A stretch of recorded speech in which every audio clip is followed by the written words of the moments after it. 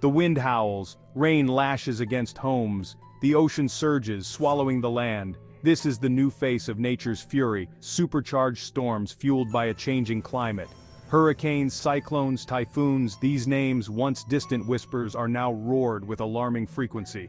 These aren't just storms, they are climate giants, growing stronger, larger, and more destructive.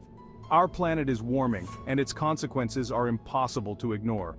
Warmer oceans provide the fuel, churning up winds into swirling behemoths. Rising sea levels amplify their impact, turning storm surges into devastating floods.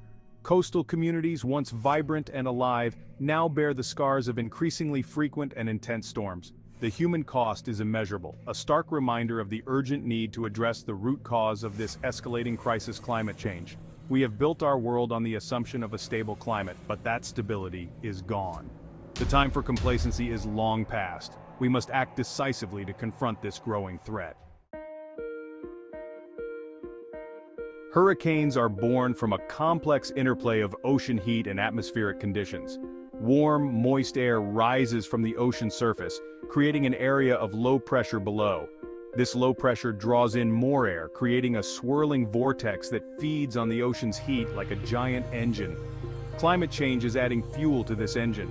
As greenhouse gases trap heat in the atmosphere, the oceans are absorbing over 90% of this excess heat. Warmer ocean temperatures mean more fuel for hurricanes, leading to higher wind speeds, greater rainfall, and more destructive power. Hurricane Ida, a Category 4 monster that slammed into Louisiana in 2021, is a prime example of this intensification. Fueled by record-warm ocean temperatures in the Gulf of Mexico, Ida rapidly intensified, its winds reaching a staggering 150 miles per hour. The human cost of these supercharged storms is immeasurable. Behind the statistics, the wind speeds, the rainfall totals, lie stories of loss, resilience, and the enduring spirit of community. In the aftermath of Hurricane Ida, I met Sarah, a young mother in Houma, Louisiana, who had lost everything. Her home, reduced to rubble, was a testament to Ida's fury. "We lost our house, our car, everything," she said, her voice trembling. "But we're alive, and that's what matters."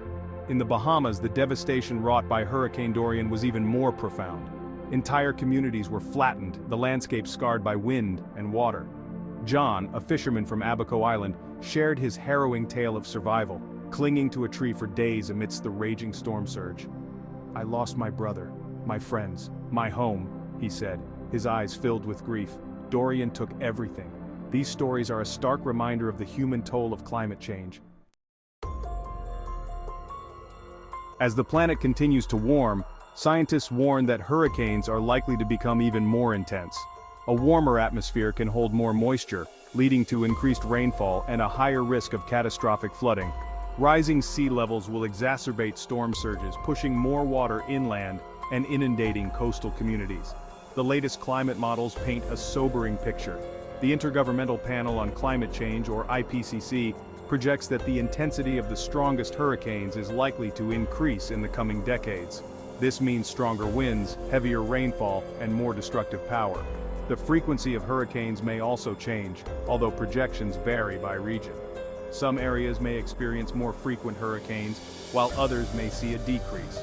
However, the overall trend is clear. Climate change is altering the dynamics of our planet's atmosphere and oceans.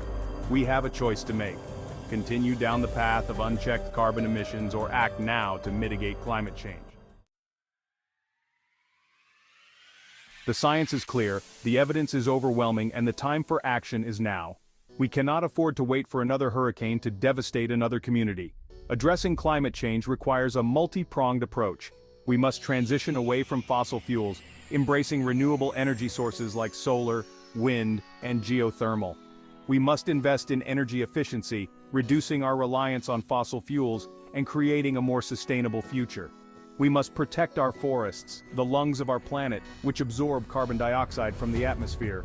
And we must adapt to the changes that are already underway, building more resilient communities. We have a moral obligation to act, to protect our planet, and to ensure a safe and livable future for all. The challenge before us is daunting, but it is not insurmountable. We have the technology, the resources, and the ingenuity to solve this crisis. What we need now is the political will, the collective action, and the unwavering commitment to create a better future. We must demand action from our leaders, holding them accountable for their promises and urging them to prioritize climate action. Each of us has a role to play. We can make sustainable choices in our daily lives, reducing our carbon footprint and supporting businesses that prioritize sustainability. Have you ever experienced a megastorm? How did it impact you? Share your stories and tips in the comments.